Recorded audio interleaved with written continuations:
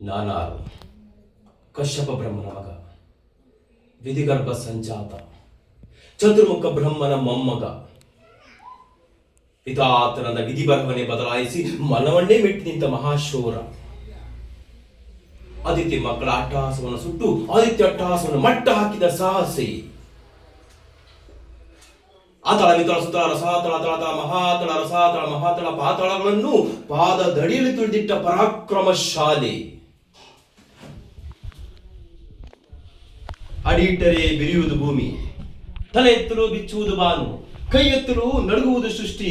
ಚತುರ್ಮುಖದ ಸೃಷ್ಟಿಯೇ ನನ್ನ ಆಜ್ಞೆಯನ್ನು ಪಾಲಿಸುತ್ತಿರುವಾಗ ಯಕಶ್ಚಿತ್ ನನ್ನ ಮಗ, ನಾನು ಜನ್ಮ ಕೊಟ್ಟ ನನ್ನ ಮಗ, ನನ್ನ ವಂಶವನ್ನು ಬೆಳಗಬೇಕಾದ ನನ್ನ ಕುಮಾರ, ನನ್ನ ಆಶಾ ಜ್ಯೋತಿಯಿಂದ ಇಂದು ನನ್ನ ಮನಸ್ಸಿಗೆ ನೆಮ್ಮದಿ ಇಲ್ಲವೆಂದರೆ ಛೀ, ಇದೊಂದು ಬದುಕೆ, ಇದೊಂದು ಜನ್ಮವೇ, ಇದೆಂಥ ದುರ್ವಿಧಿ, ಇದೆಂಥ ದುರ್ವಿಧಿ.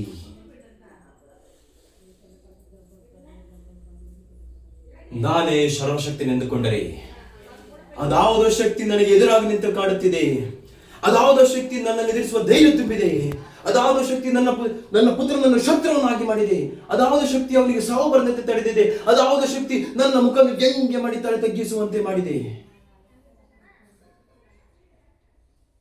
ಅವನೇ, ಆ ದುಷ್ಟನೇ, ಆ ನನ್ನ ಕೊಲೆಗಾರದ ಹರಿಯೇ ಕಾರಣ.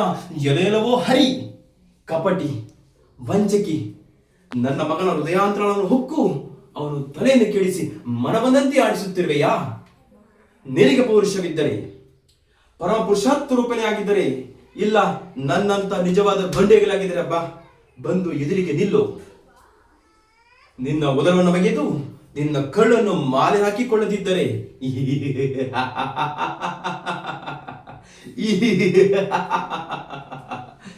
ನಾನು ಹಿರಣ್ಯಕಶಿಪುವೇ ಅಲ್ಲ, ನಾನು ಹಿರಣ್ಯಕಶಿಪುವೇ ಅಲ್ಲ.